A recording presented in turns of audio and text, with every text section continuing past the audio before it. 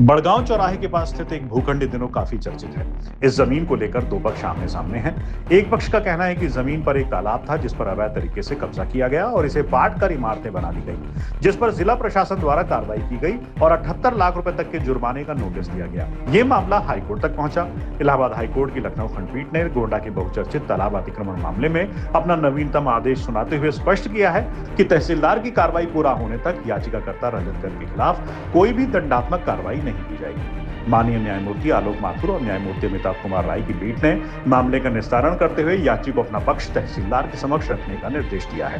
ये पूरा विवाद ग्रामगीर गोंडा के घाटा संख्या 250M से जुड़ा है, जो सरकारी अभिलेखों में तालाब के रूप में दर्ज है। प्रशासन का आरोप है कि एचडीएफसी बैंक के पीछे स्थित इस सार्वजनिक तालाब और रास्ते की जमीन पर रजत गर्ग और अन्य कई लोगों द्वारा अवैध कब्जा किया गया है। इसी आधार पर तहसीलदार सदर ने उत्तर प्रदेश राजस्व संहिता की धारा 67 के तहत कार्रवाई करते हुए 78,54,000 का भारी भरकम अर्थदंड नोटिस जारी किया था। जहां एक और याचिकाकर्ता का दावा है कि ये जमीन उनके पूर्वजों के नाम दर्ज थी। वहीं हाईकोर्ट ने सुप्रीम कोर्ट के नजीरों का हवाला देते हुए सरकारी तालाबों के संरक्षण पर जोर दिया है।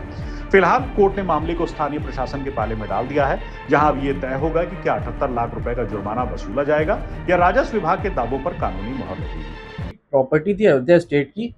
1951 में अयोध्या स्टेट ने 21 रकबों का एक डाटा था जिसको इन लोगों के एंसेस्टर्स को रजिस्टर्ड डीड के थ्रू लीज पे दिया था। वो लीज 30 साल की थी। फिर वो 30 साल के बाद फिर वो लीज रिन्यूअल होती है। उसके बाद 2010 में अयोध्या स्टेट आती है और इविक्शन का सूट इन लोगों के ऊपर फाइल करती है सिविल का जज सीनियर डिवीजन के यहाँ। और 2010 या 11 में फिर अयोध्या स्टेट ने ये कॉम्प्रोमाइज़ कर लिया कि ये प्रॉपर्टी इन लोगों की है और इन लोगों की ही रहेगी। अब ये लोग टाइटल ऑनर भी हो जाते हैं। तो 21 घाटे के थ्रू ये लोग टाइटल ऑनर हो गए थे 2011 के बाद। ये इस बात का डॉक्यूमेंटेशन है सिविल जज सीनियर डिवीजन के यहाँ का। फिर मीनवाइल हुआ क्या, उसके बाद 2023-24 में कोई थर्ड पर्सन आता है और वो थर्ड पर्सन एक कंप्लेन करता है कि इस प्रॉपर्टी में पब्लिक रास्ता है, जिस पे वो कंप्लेन करता है। उस पर इन्वेस्टिगेशन होती है और तहसीलदार और सीईओ की और लेखपाल की रिपोर्ट लगती है, जिसमें कहा जाता है कि ये रास्ता एज इट इज़ जैसे है, प्रॉपर्टी एज इट इज़ थी।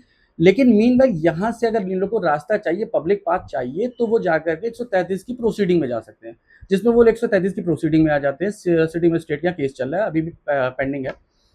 फिर होता क्या है, वहाँ पे मैं केस इन लोगों को, रजत गर्ग को डिफेंस कर रहा होता हूँ और वो केस अभी भी चल ही रहा है। फिर होता क्या है, वो 2-3 साल से केस चल ही रहा है।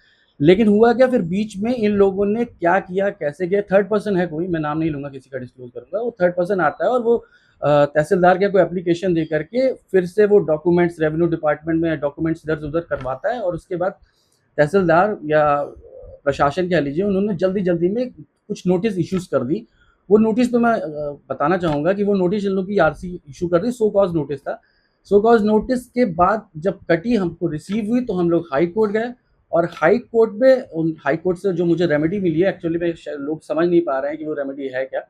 वो रेमेडी एक्चुअल में ये है कि उन्होंने मुझे नो कोरेसिव ऑर्डर दे दिया है टिल द अपील डिसाइडेड। जब तक 67 सब क्लॉज 5 की यूपी रेवेन्यू कोर्ट की प्रोसीडिंग चलेगी और डिसाइड नहीं होगी, तब तक रजत गर्ग और उससे रिलेटेड लोगों की खिलाफ कोई भी कोरेसिव ऑर्डर नहीं दिया जाएगा। ऐसा हाई कोर्ट ने 29 अप्रैल को ऑर्डर फाइल दे दिया है। अगर तालाब होता है तो वो तालाब 200-300 स्क्वायर फीट का नहीं होता है। गौर करिएगा इस बात पर। 200-300 स्क्वायर फीट जो उन्होंने आरसी काट दी है मेरी 300 स्क्वायर फीट की, जल्दी में प्रशासन ने, उन्होंने गलत कर दिया। एक्चुअली में अगर कटेगी, आरसी कटेगी, तो वहाँ पे बहुत से लोग हैं, पीछे कॉलोनीज हैं, कुछ अच्छे लोग घर बना करके रह रहे हैं जो मेरे एरिया से पीछे है। उनको भी नोटिस काटनी चाहिए, उनको भी आरसी काटनी चाहिए। मीनवाइल उसके बगल में एक स्कूल है, शायद एम्स करके कोई स्कूल है, मैं नाम नहीं मुझे एग्जैक्टली पता है। वो स्कूल भी फिर तालाब में आएगा, क्योंकि तालाब 200 स्क्वायर फीट का नहीं होगा। तालाब होगा तो 20,000 स्क्वायर फीट का होगा, 30,000 स्क्वायर फीट का होगा।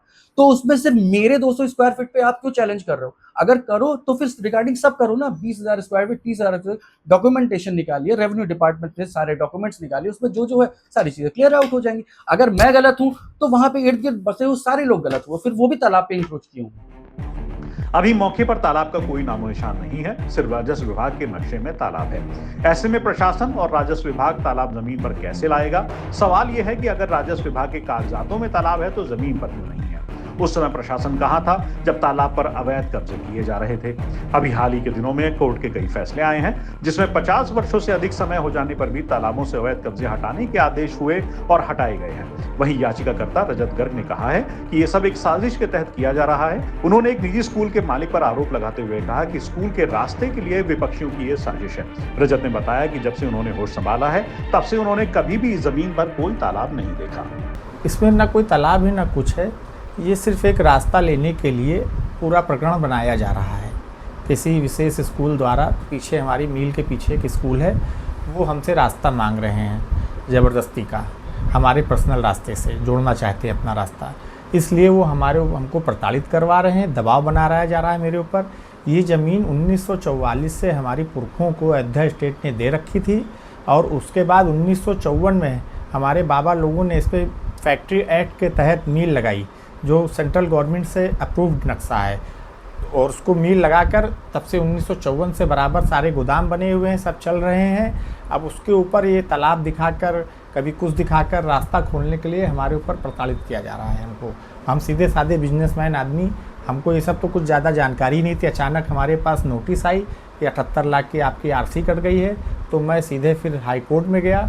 उससे हाई कोर्ट ने हमको कुछ राहत दी। हाई कोर्ट ने कहा कि आपका मामला पूरा सुना जाएगा सिविल में, आप जाइए वहाँ अपनी बात कहिए और आपके ऊपर कोई भी दंडात्मक कार्रवाई नहीं होगी।